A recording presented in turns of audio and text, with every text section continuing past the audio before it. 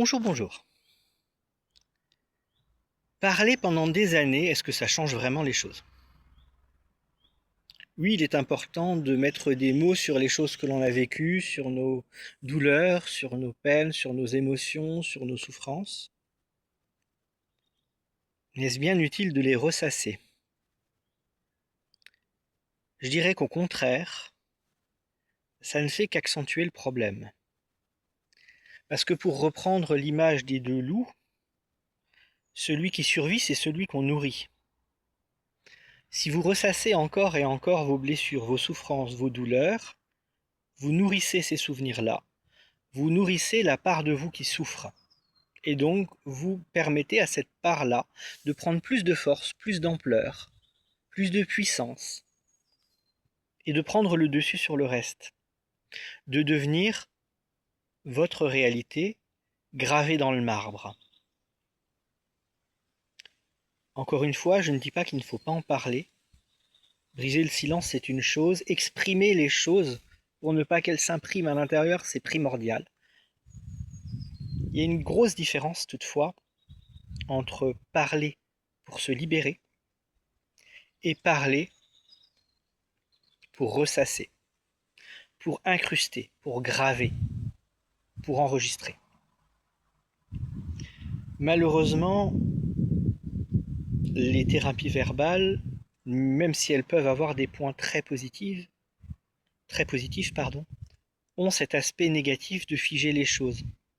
À partir du moment où vous allez ressasser encore et encore la même chose, reparler toujours de la même souffrance, plutôt que de vous en libérer, vous allez la figer.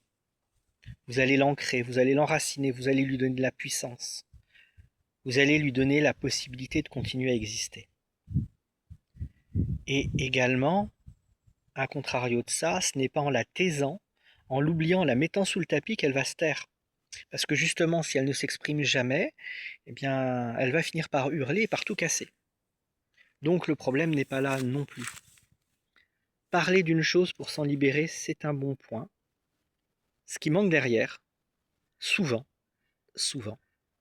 c'est les techniques pour s'en libérer. Ok, j'ai tel problème, je l'ai compris.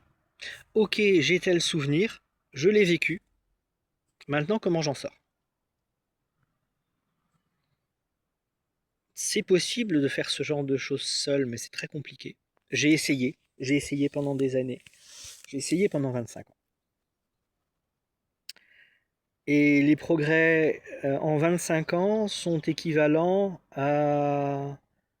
aux progrès que j'ai fait en 1 heure de séance à ma première séance. Voilà. Quand j'ai commencé à pratiquer la TPE sur moi, en une séance, j'ai réglé, enfin en 1 heure, en 1 heure, une demi-séance, j'ai réglé plus de problèmes qu'en 25 ans à bosser seul, sans savoir où j'allais, sans savoir comment faire les choses. Donc je ne dis pas que cet outil est le seul et l'unique disponible et efficace. D'ailleurs, c'est même pas le seul que j'utilise en séance. Maintenant, je sais que c'est pas en parlant, en ressassant que les choses vont se régler. Il faut rentrer dans le vif du sujet, il faut aller au fond des choses, il faut aller là où ça fait mal, quelques instants, quelques minutes, le temps de comprendre que c'est là qu'il y a la douleur. De la regarder en face et dire, lui tendre les bras et lui dire voilà, maintenant tu peux te détendre. C'est bon, j'ai compris, je t'écoute. Et si on passait à la suite? Et le reste en découle tout seul. À bientôt. Ciao, ciao.